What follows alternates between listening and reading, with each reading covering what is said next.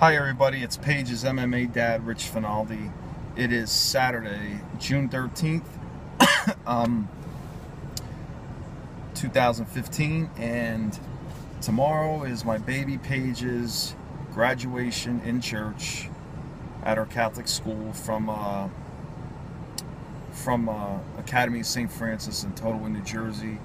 And everything has been sad, happy, and reflective the last week. We just had our 8th grade dance. It was beautiful, and now she's graduating and going to high school next year.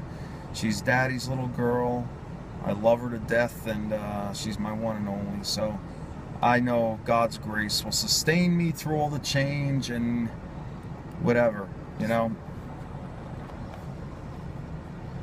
In the immortal words of Martin Luther, "Here I stand, I can do no other, so help me God."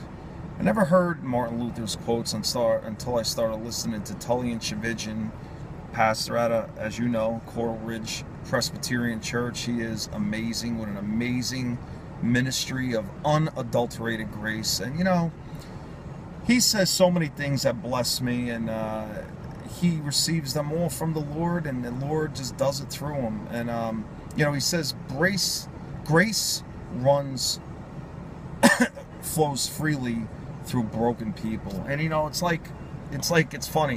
You can think about it like our arteries. Everything is circulation. Everything is the flow of life, you know.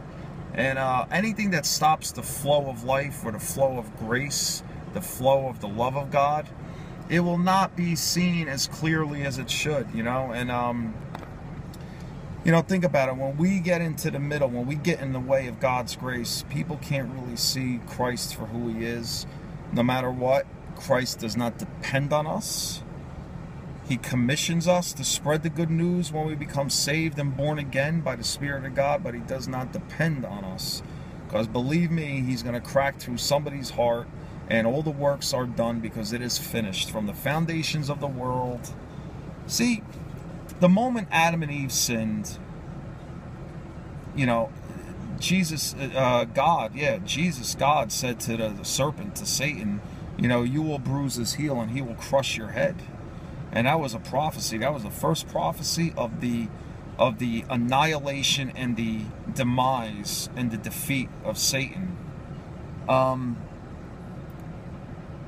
Back to Luther's quote, you know,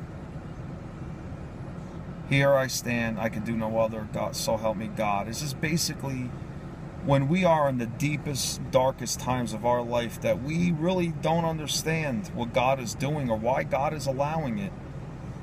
You know, it is, you know, listen, everything is real. Pain is real, suffering is real, but God's grace abounds even though more and more. As I go through life more and more,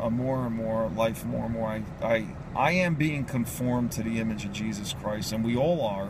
But it's not about attaining. It's about being broken down more and more. It's about us getting the hell out of the way of our thoughts, our actions, our agendas, and letting God, the finished work, preaching Jesus, and that's it. It's all about Jesus. The gospel is good news because it is counterintuitive or opposite to humanity.